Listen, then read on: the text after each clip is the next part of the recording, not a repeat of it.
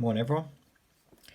I just wanted to give a quick, I'm going to try and be quick anyway, guide as to how I paint my Peninsula British. So before we get started, I would just like to say I'm not a pro painter. This is just the way I do it. There are far better painters out there that do it different ways, but for anyone that is interested or likes my style of painting, I just want a couple of quick tips maybe that they might pick up along the way, and then this is how I do it. So what I do is I put a base coat on everything. All I'm going to do today is the trousers and the red. So for the trousers, I initially use sky grey as a base coat, and then for the red I use the GW Mephiston red spray, and I just spray the whole thing with Mephiston red. Then I pick out all the other colours as well, like the metals, the silver, the gold, the blue, blah blah blah. Give the whole thing a wash, everything with strong tone ink. Let that dry. Then for the trousers, I'll go back to sky grey. You could use a lighter colour if you wanted, but this is one that works for me, so you have to excuse me when I try and suss out the angle of this for the camera. Excuse me if some fingers and thumbs get in the way. There's too much paint on there, take a bit off. So we're just trying to build up over the top of this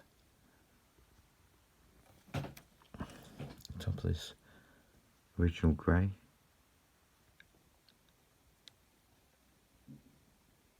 Try and leave it the black lines and a bit of the original sky grey showing, so that gives a darker tone. It will give us those black lines.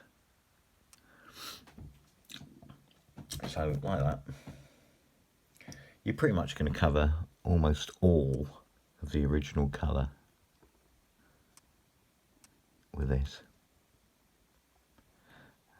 It's always good to water your paints down as well. Sometimes, especially with the white and the red, it's very tempting not to do it because you don't get great coverage. But you'll find in the end, even if you have to put a couple of coats on, you just get a much better finish if you actually water your paints down a tiny bit. I'm not trying to teach you to suck eggs, it's just in case, there's anyone new that doesn't know this. Anyway, you get the general idea. I'm not going to do the whole thing. What I'll do now is I will bring up one. Here's one I prepared earlier, the true blue clear fashion. So you just basically coat the whole of the trousers in that sky grey. Well, I've got this one in my hand. We're going to go on to the white. Now for the white, I never use pure white. I always use Vallejo off-white. I find that if you use pure white, it just gives a bit too much of a washed out look. But with this white, I find you get a better finish. So again, we're going over the exact same areas, trying to leave a tiny bit of the original grey still showing, because it's a bit of a tricky bit, so I'm going to have to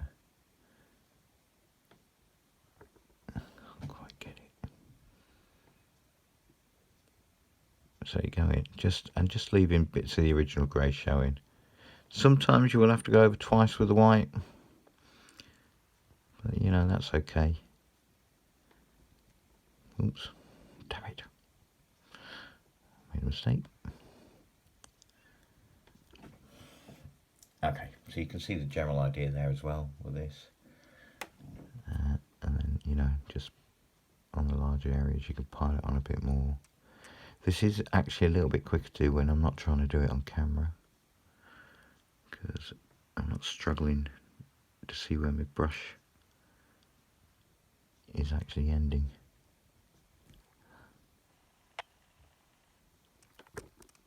Hopefully I'm not messing this up too much, obviously, because I can't see what I'm doing.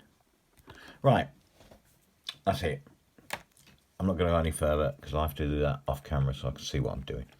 So the next thing I do is For the red, I'll use Vallejo Flat Red. I've got all these colours mixed up already to try and speed things up, because I don't want to go on too. I've already got 5 minutes, which is too long.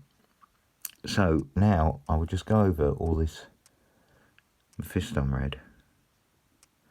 And what I'm trying to do is leave a little bit of the red, the original, and all my black lines, or the lines that I've got from the strong tone ink. And what I'll do is I'll cover pretty much all the area with this.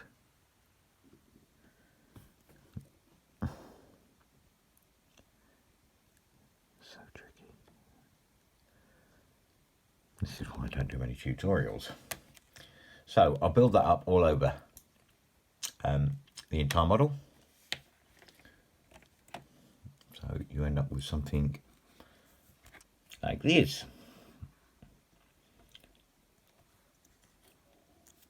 And then if you wanted, you could leave it at this stage and go for a slightly duller red.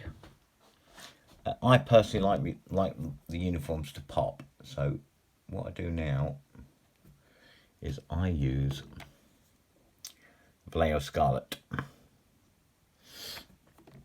And then over these areas that I've painted red already, I'll go in with this scarlet. Then I'm trying to leave a bit of the flat red still showing through. I don't know if you can see this. Like that. A bit more paint. And again, I'm going to cover pretty much all of the area with this, because I want the uniform to be really bright and pop. Again, you don't have to do this. You could leave it at the earlier stage. I just like it.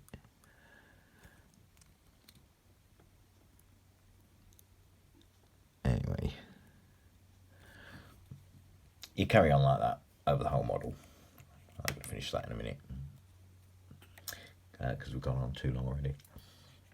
So in the end, you will have something like this.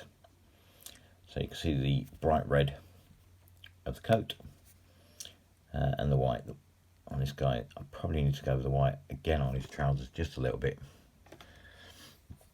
Now, obviously you can at the same time put your sky grey on your cross belts and all your piping and stuff.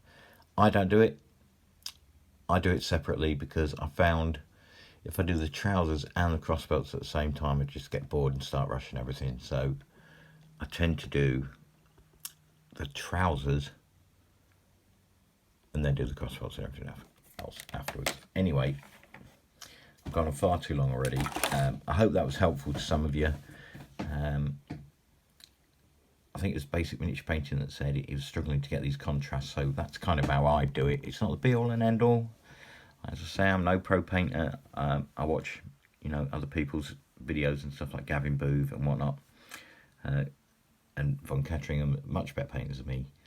But this is just how I do it. So anyway, thanks for watching. Thanks for subscribing. And yeah, that's pretty much it. Speak to you soon, guys.